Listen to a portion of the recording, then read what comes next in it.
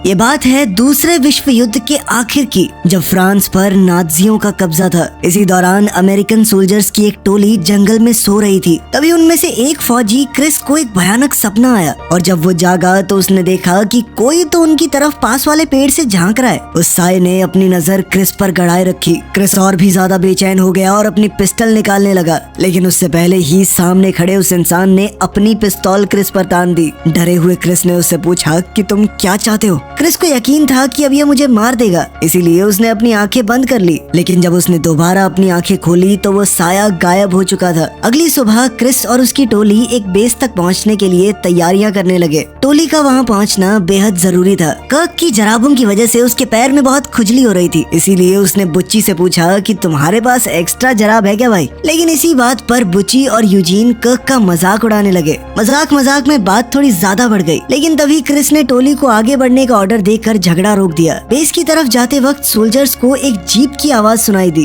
और सभी अपनी बंदूकें और ग्रेनेड बॉम्ब लेकर तैनात हो गए। फौजियों ने जीप को उड़ा दिया और फिर बचे हुए दुश्मनों को खत्म करने के लिए उनके पास चले गए। टैपर्ट ने एक ऑफिसर से एसएस पैच इनाम के रूप में निकाल लिया और उसके एक सोने के दांत को भी। जब बुची नक्शे और खुफिया मैसेज को ढूंढ रहा था, उसी वक्त कर्क को एक और सैनिक मिल गया जिसकी हालत बाकी लोगों से बेहतर लग रही थी। जब उन्हें पता चला कि वो एक मेजर है तो बुची ने उससे दो हाथ करने का फैसला किया, लेकिन मेजर को इस सब में कोई दिलचस्पी नहीं थी और वो क्रिस के लोगों को अपने लोगों का सामान लूटते देखकर गालियां देने लगा। तभी एक और सैनिक जाग गया और बुची ने उसका सर कुचल दिया। ये देखकर मेजर का भी खून खौल गया। उसने बुची से कहा कि आजा फिर, आजा लड़ते हैं। लड़ाई के दौरान जल्द ही वो नाजी मेजर बुची पर भारी पड़ने लगा। फिर क्रिस ने अपने आदमियों की तरफ मुड़कर उन्हें पीछे हटने का ऑर्डर दिया, क्योंकि उसे समझ आ गया कि उन्होंने रास्ते में गलत मोड़ ले लिया था। जाने से पहले टैपर्ट ने एक नाजी का कोड भी ले लिया। फिर जब वो गांव के इलाके से गुजर रहे थे तो उन्हें आगे जंगल में किसी की आवाज सुनाई दी और सभी रुक कर उनका इंतजार करने लगे। तभी रेफ्यूजीज का एक झुंड बाहर आया।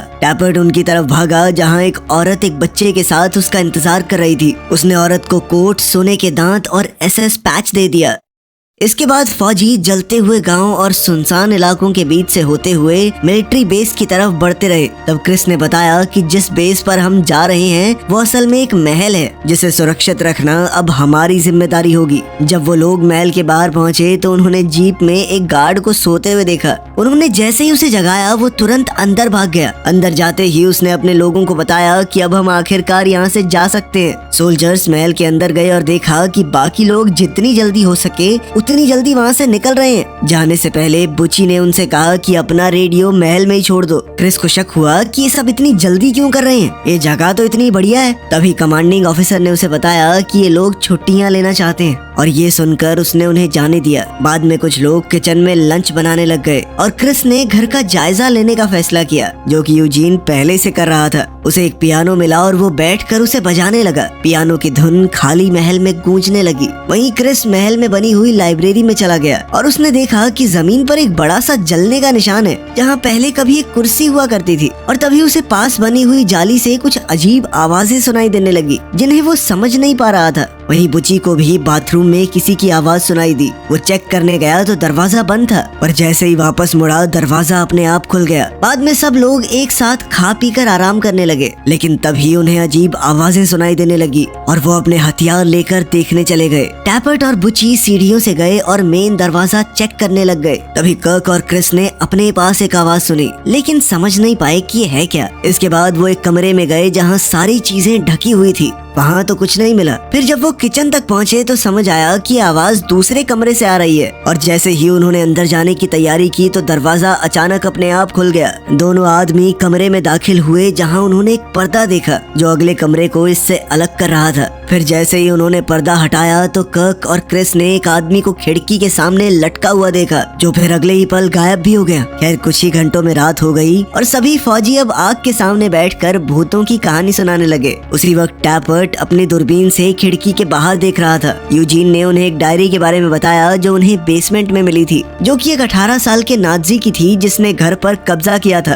तभी अचानक सब लोगों को आग वाली जगह से खटखटाने की आवाज सुनाई देने लगी और क्रिस कहने लगा कि ये तो कोई कोड लग रहा है। यूजीन उस कोड को समझने की कोशिश करने लगा, जिसका मतलब बना कि मेरे पैर नहीं है। तभी अचानक आवाज बंद हो गई। क्रिस ने अपने आदमियों से कहा कि अभी के लिए आराम करो, लेकिन तब भी एकदम सतर्क रहना। उसने टैपर्ट को छत के नीचे वाले कमरे में जाने को कहा, क्योंकि निगरानी रखने में उसका कोई जवाब नहीं। उधर यूजीन बेसमेंट में एक संदूक खोलने की कोशिश करने लगा, लेकिन जब नहीं खुली तो हार मानकर ऊपर ही बैठ गया उसने महल में रहने वाले परिवार की फोटो देखी और नाजी सोल्जर्स की डायरी में उनके बारे में पढ़ने लगा। तभी अचानक से उसकी मोमबत्ती बुझ गई। उसने लाइटर जलाने की कोशिश की तो देखा कि पीछे कुछ था, और जब उसने दोबारा मोमबत्ती जलाई तो देखा कि फोटो से परिवार गायब हो गया था। ऊपर छत वाले कमरे में टैपर्ट ने खिड़की पर अपनी राइफल सेट की और स्कोप की मदद से बाहर देखने लगा। तभी कमरे में उसके पीछे कोई दिखाई दिया। जब उसने स्कोप से बाहर की तरफ देखा तो उसे फांसी पर लटका हुआ एक आदमी नजर आया, लेकिन अगले ही पल वो गायब हो गया। टैपर्ट ने नजर बनाए रखी और तभी अचानक एक लड़का भूत की शक्ल में सामने आ गया, जिससे टैपर्ट डर गया। उसी वक्त अलमारी से जोर की आवाज आई। टैपर्ट बाहर गया ये देखने की चल क्या रहा है। तभी उसने देखा कि क्रिस महल के अंदर से उसे देख रहा था।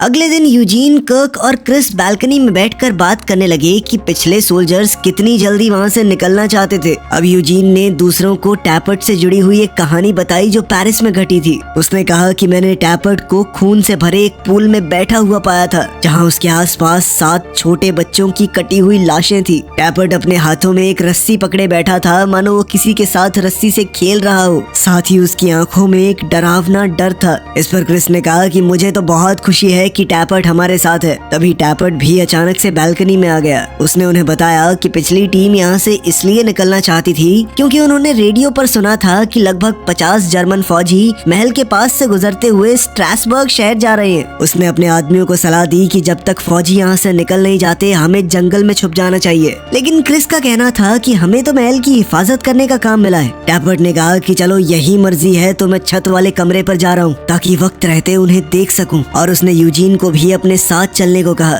वहाँ पहुंचकर जब उन्होंने तैयारी शुरू की तो उन्हें मैट के नीचे फ्लोर पर एक बड़ा सा निशान मिला। यूजीन का मानना था कि नाजियों ने शायद घर में रहने वाले लोगों को किसी खास तरीके से मारा है, और इस बात को उसने हिटलर के रहस्यमयी शौक से जोड़ दिया। उन्होंने इस पर ज्यादा बात नहीं की और कमरे की अलमारी को एक तरफ से दूसरी तरफ ले जाने लगे। जैसे ही अलमारी ने निशान को छुआ, अलमारी का दरवाजा यूजीन की उंगलियों पर बंद हो गया और उसकी एक उंगली टूट गई। उसे लगा कि टैपर्ट ने जानबूझकर ऐसा किया है, इसीलिए उसने उसे अलमीरा की तरफ धक्का दे मारा। फिर जब उसने शीशे में देखा तो उसे एक लटकी हुई औरत की परछाई नजर आई। बाद में यूजीन, क्रिस और कर्क रेडियो पर एक आवाज सुन रहे थे। तभी उन्हें कुछ बहुत डरावनी आवाजें सुनाई देने लगी। इसी दौरान उन्हें एक औरत की आवाज भी सुनाई दी जो कह रही थी कि वो तुम्हारे लिए आ रहे हैं। अब तो सबने मान लिया कि ये महल भूतिया है, और कर्क ने कहा कि नाजियों के आने से पहले हमें यहाँ से निकल जाना चाहिए। अचानक आग वाली जगह पर फिर से कोड वाली आवाजें आने लगी। यूजीन ने उस कोड को तोड़ा और उसका मतलब निकला कि अगर तुम यहाँ से निकले। जैसे ही वो लिख रहा था किसी चीज ने उसके हाथ पर कब्जा कर लिया और इस लाइन को पूरा किया कि तो तुम मरोगे। मतलब कि यहाँ जो भी चीज है वो उन्हें चेतावनी दे रही थी कि यहाँ से जा भी नहीं सकते वो। उस रात फौजियों ने नाजियों के आने की तैयारी की, जिसके चलते टैपर्ट छत वाले कमरे में था और बाकी सब दरवाजे के पास बैरिकेड के पीछे छुप गए। जब नाजीज वहाँ पहुँचे तो टैपर्ट ने उन्हें देख लिया और बाकियों को सिग्नल दिया कि नाजी सैनिक बाहर जमा हो रहे हैं। जल्द ही नाजियों ने महल को घेर लिया और अंदर घुसने की कोशिश की, लेकिन दरवाजे बंद थे तो वो वापस ट्रक में बैठकर आगे बढ़ने की तैयारी करने लगे। लेकिन तभी छत से एक बहुत तेज आवाज आई।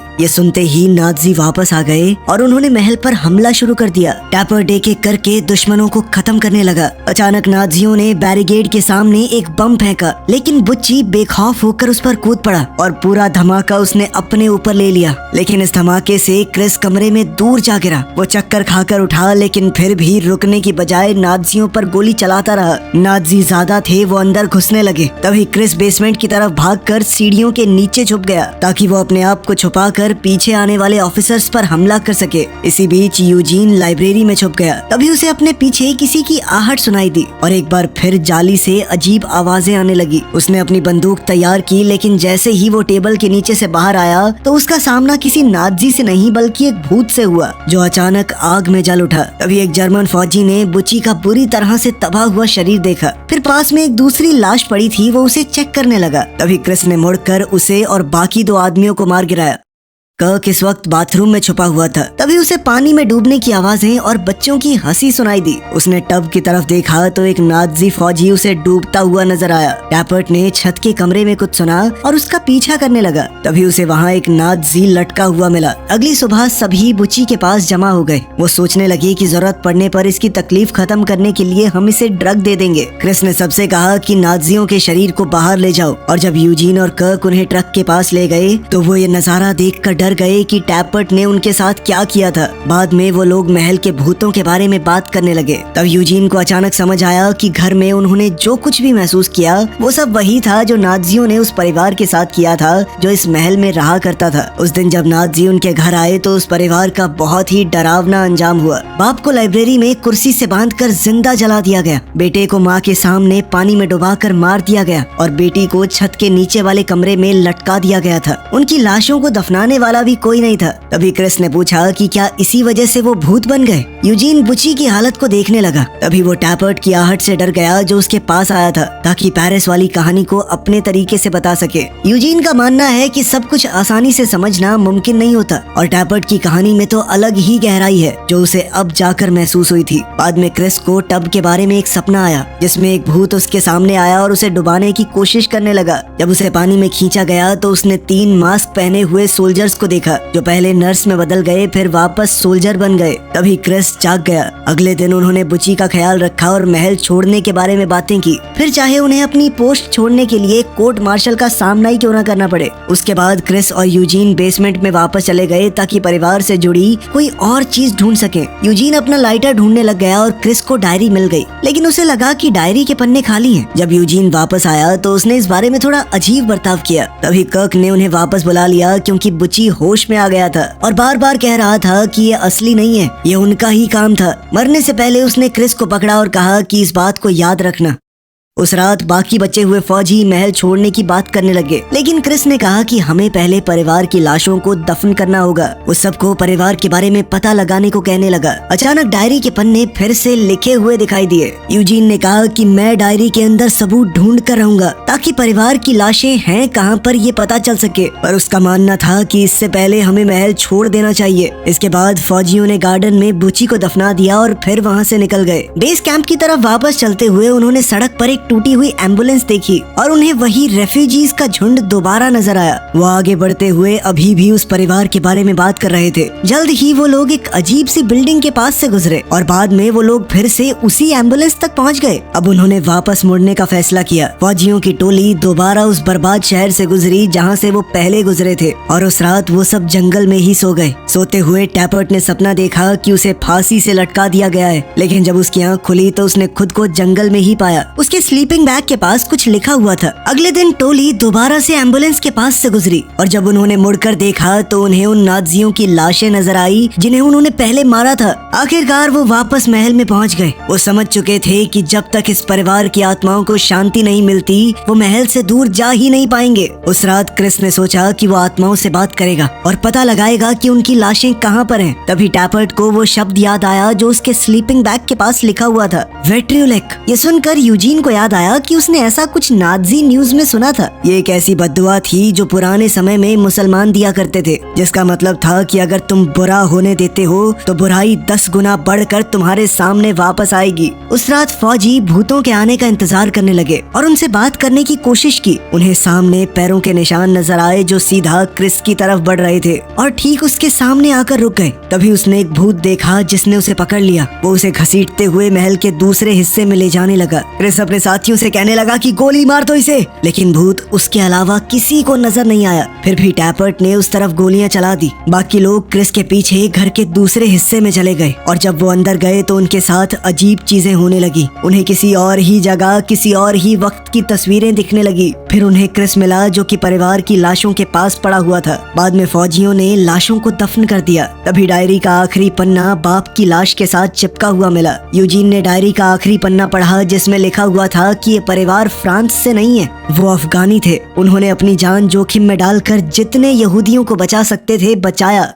बाद में महल के अंदर यूजीन को परिवार की डायरी का एक बार फिर से ख्याल आया और वो उसे दोबारा पढ़ने लगा, मगर अब डायरी में लिखे शब्द बदल चुके थे। इस बार ये लिखा था कि लाशों को दफन करने से भूतों को वापस आने की ताकत मिल चुकी है। तभी अचानक से लाइट चली गई। जब टैपर्ड छत वाले कमरे के बीचों बीच बैठा हुआ था, तभी पूरे परिवार के भूत महल में दिखाई देने लगे। भूतों ने फौजियों पर हमला कर दिया और फौजी उनसे लड़ने और उन पर गोली चलाने की कोशिश करते रहे, लेकिन उन पर गोलियों का क्या ही असर होता। अचानक भूतों में हलचल होने लगी और बुच्ची का शरीर एक बार फिर से क्रिस के सामने प्रकट हो गया। वो कहने लगा कि ये सब सच नहीं है। फिर एक भूत उसे आईने के सामने ले गया और कहने लगा कि याद करो।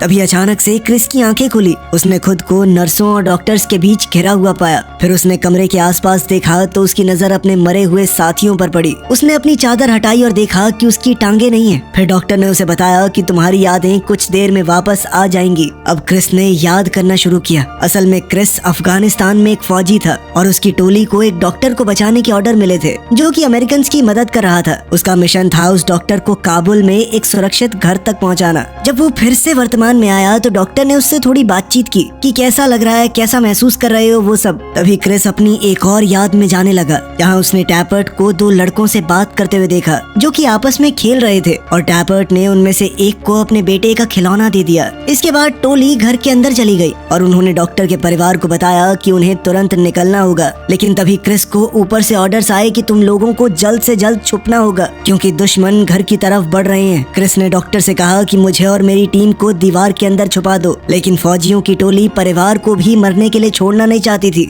मगर ऊपर से मिले ऑर्डर्स की वजह से उन्हें मजबूरन ऐसा करना पड़ा। कुछ ही पलों में दुश्मन भी घर में घुस आए। वो डॉक्टर पर अमेरिकन के साथ मिले होने का इल्जाम लगाने लगे। फिर दो आदमियों ने बच्चों को पकड़ लिया और बेचारी माँ उन्हें छोड़ने की भीख मांगने लगी, लेकिन फिर भी दुश्मनों ने लड़के को पानी में डुबोकर मार डाला और लड़की को फंदे से लटका दिया। फौजी ये तमाशा चुपचाप देखते रहे, क्योंकि उन्हें ऊपर से ऑर्डर मिले थे कि एंगेज नहीं करना। आखिर में दुश्मनों ने बाप पर मिट्टी का तेल डालकर उसे जला दिया, जबकि क्रिस और उसके साथी कुछ भी नहीं कर पाए। जब दुश्मन चले गए तो टैपर्ट ने देखा कि बच्चों को भी मार दिया गया था। इसके बाद जैसे ही फौजी घर से बाहर निकले तो माँ चिल्लाते हुए बम के साथ बाहर आई। बुची ने उसे रास्ते में पकड़ लिया, लेकिन धमाके को रोक नहीं पाया और सब लोग बम की चपेट में आ गए। जब क्रिस वर्तमान में वापस आया तो डॉक्टर से पूछा कि ये सब क्या चल रहा है। डॉक्टर ने बताया कि हमने एक ऐसा सिमुलेशन बनाया था जिसमें तुम वर्ल्ड वॉर 2 में मौजूद थे। जब अफगानिस्तान में वो बम फटा तो तुम्हारा सिर्फ शरीर घायल नहीं हुआ, उस माँ की तड़प सुनकर तुम्हारे दिल में बहुत ज्यादा गिल्ट आ गई थी, उस परिवार को मरने देने की गिल्ट। ये साफ हो गया था कि ये दर्द तुम में से किसी को भी जीने नहीं देगा। इसीलिए हमने एक मिलती जुलती कहानी तैयार की और तुम्हें उस सिमुलेशन में भेजा, ताकि तुम धीरे धीरे इस दर्द को समझकर इससे उभर पाओ। बुची पता नहीं कैसे एक दिन सिमुलेशन से जाग गया। जैसे ही उसने अपने शरीर को देखा तो वो तुरंत मर गया। अब क्रिस सोचने लगा कि महल में उन्होंने जो कुछ भी सुना